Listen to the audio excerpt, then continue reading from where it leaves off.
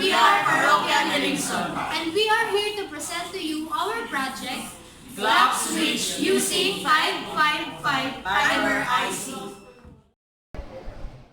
I'm Chrissy and I'm Soto.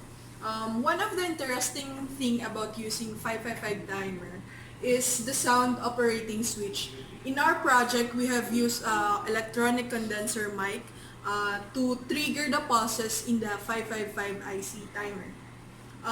The condenser picks up the sound of the clock or any source of sound, which produces a small electrical signal which is amplified by the succeeding transistor switch, then triggers the 555 timer that leads up the LED.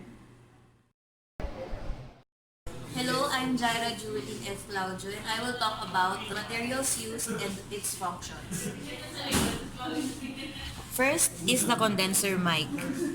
This is priced at 40 pesos each and this acts as a sensor of the sound. Next is the 555 timer IC, which is priced at 30 pesos and this commands the output to turn on every clap sound. Next is the BC54 transistor, which is priced at 20 pesos and this acts as a switch in the circuit. Next is the resistors 1 kilo ohm, 47 kilo ohm, and the 100 kilo ohm. This resists the flow of the current so that the circuit won't lead to saturation. Next is the 10 microfarad capacitor, which stores the energy in the electric field.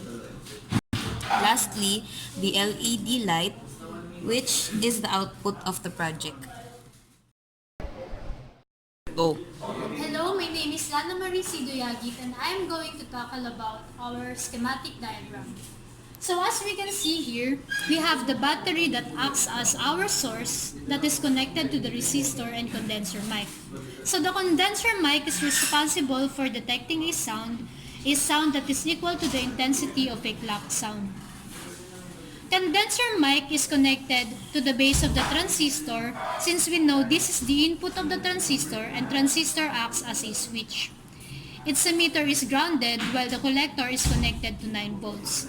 So the current that is flowing in the collector is connected to pin 2 of the 555 timer IC, which is known as the trigger. Pin 8 is connected to the VCC and 1 is grounded. 7 and 6, which are the threshold and discharge, is in series with the capacitor, and pin 4 is the reset.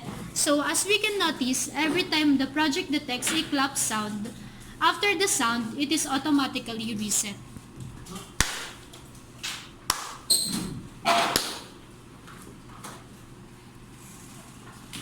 Lastly, pin 3 is the output of the project, which is the turning on of LED every clap sound detected.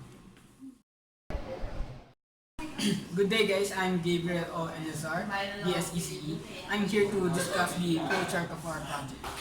So here, we use the input, sound input, and then after that, the condenser is triggered.